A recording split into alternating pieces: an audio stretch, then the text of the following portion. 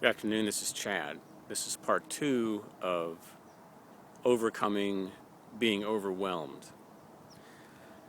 Now, in my last video, I suggested that you narrow down the things you like and that you're able to do and that you want to do and you see yourself doing into 3 basic categories. Now, some of these things you're going to write down are going to far exceed 3 categories. You're going to write down maybe 20 things, at least 10 things you like. Maybe it'll be 50. But you're going to start seeing a pattern in these things. One might be grouped into an athletic area. Maybe you're athletically gifted. One might be grouped into a musical area. One might be grouped into a food area. One might be grouped into a storytelling area. There's so many things that they could be that I can't think of them all right now. Put them into a category. Even if it's not quite related, put it in there anyway. It has to be at least generally related. Things that are not related, things you don't have as much to say about, those might be things that you're not going to really do. Those things might not be necessarily big to-do items. Put those on the side or just discard them.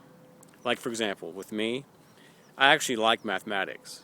I'm an artist, but for example, in college, since I did pretty well in math in high school, surprisingly, in college I wanted to take calculus for pleasure. I didn't even need to take it, but I wanted to go deep into math and take an advanced form of math because I was curious. So I signed up for pre-calculus in college. I get in there, and they're covering a chapter a day.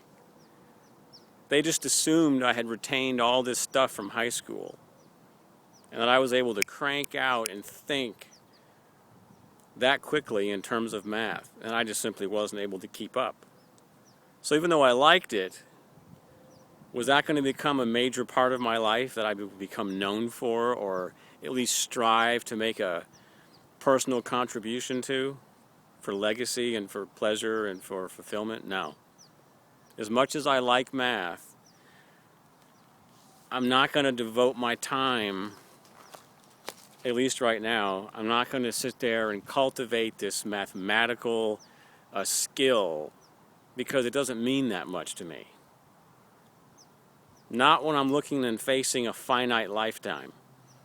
There's far more things I can do that are more fulfilling, really, than learning about math.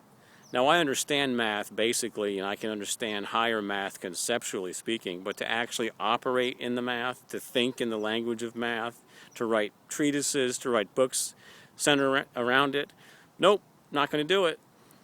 Approach the list like that. I'm going to make part 3 of this video. Write down 3 main categories that are emblematic of what you are and put all kinds of things that you can write out quickly into those 3 categories. Edit yourself later, but reduce it to 3 categories. This will help you prevent from becoming overwhelmed. Visit chadglass.com.